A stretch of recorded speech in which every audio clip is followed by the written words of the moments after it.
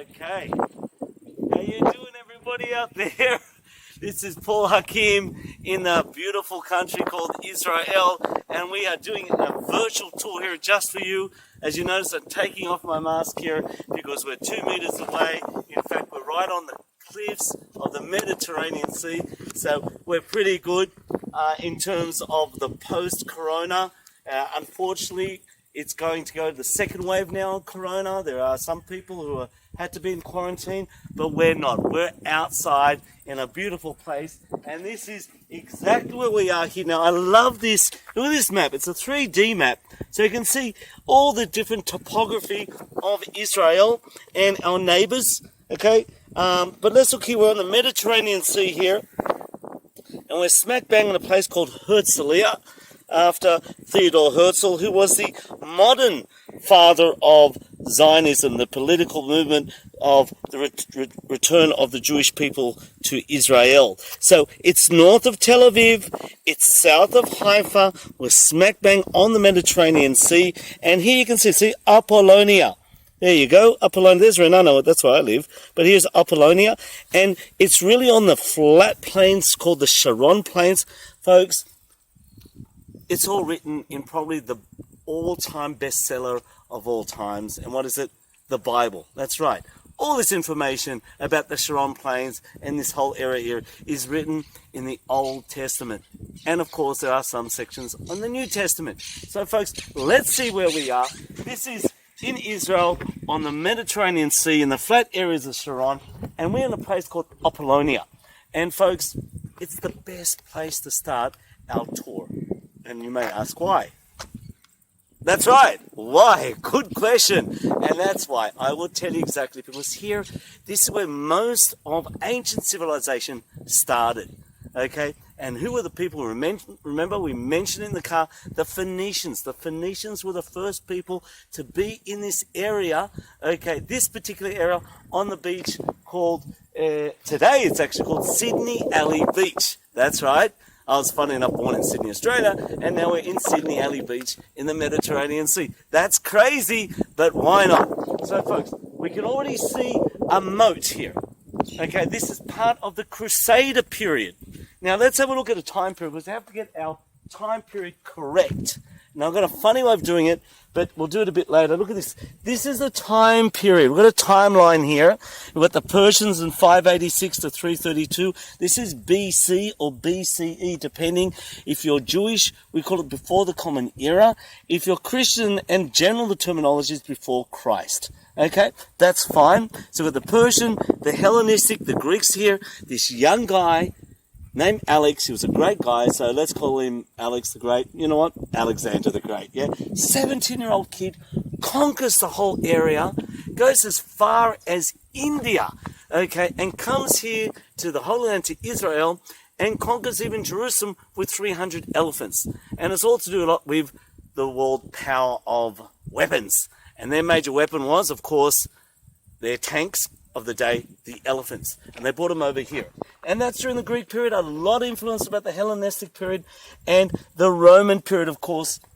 And we're going to deal today on Apollonia mainly on two major periods: the Roman period and, of course, the Crusader period.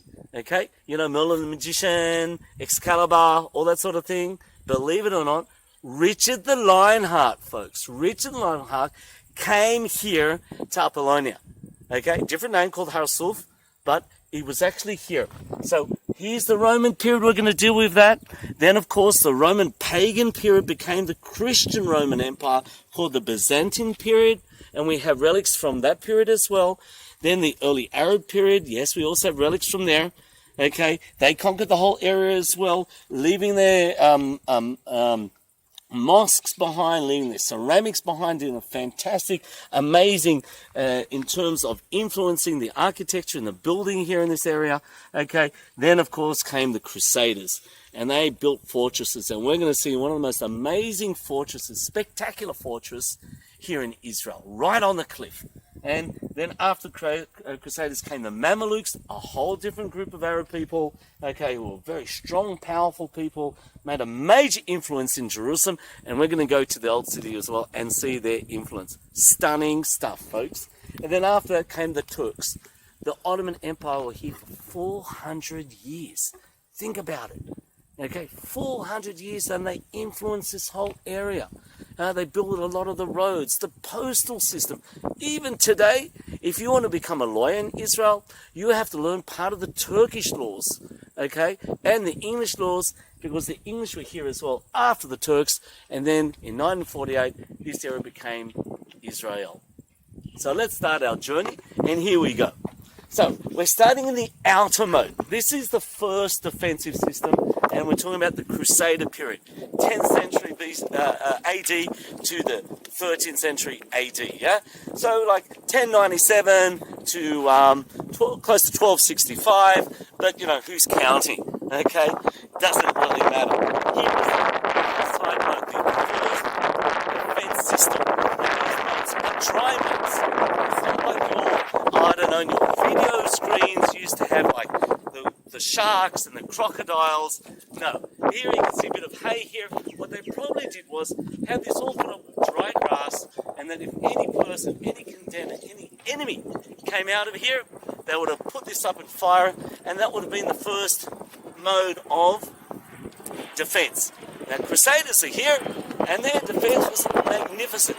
Think about it. They only had 1% of the whole population were the Crusaders. 1%. 99% were other people, the Jews, the local Arabs. Okay, but because of their format of defense, that's how they ruled the show for a couple hundred years. Yeah, and then it also led to their destruction, and I'll talk a bit about that later. But this place called Apollonia. Now we're going to see a sign here, which really is the beginning of our first conversation about the Phoenicians. Yeah, so much information in one small site. And Apollonia is very unique because it's not like the big sites of Caesarea, which we're going to go to, or Masada. This is like, look, there's no one here. It's quite phenomenal. So hopefully, after this virtual tour, you'll come back to Israel, to Apollonia, tell them that Paul sent you here, and we'll do this whole thing in real life. Let's have a look. So, Apollonia is called Tel Ashraf. Tel is actually an artificial mound or a hill, yeah? And each layer signifies a different time period, yes? The earliest time period here, of course, is during the Phoenician times here. And their secret to their success was this nice cute shell called Murex bradaris. And they smashed the stomach of the shell, and this ichsy, gunky, purple, red sort of thing came out of it. And some Phoenician guy came up with the idea, well, let's make this usable. And they made a whole dye industry out of this. Now, if you sort of know a bit about the Phoenicians, about 5,000 years ago, their actual alphabet is one of the earliest alphabets that we know of. Okay, of course there was the Sanskrit from the India, there was the Chinese alphabet, there was the Hebrew alphabet. Before alphabet, which is from Greece, alpha beta, was aleph bet, A, B in Hebrew. But the Phoenicians also designed their own first language or writings. Yeah. Now, if you find out the actual root of the word of Phoenicians, it's P-N-K, and that actually means shell. So we actually have the DNA of this whole tribe of people, okay, after this cute little shell called Murex bradaris.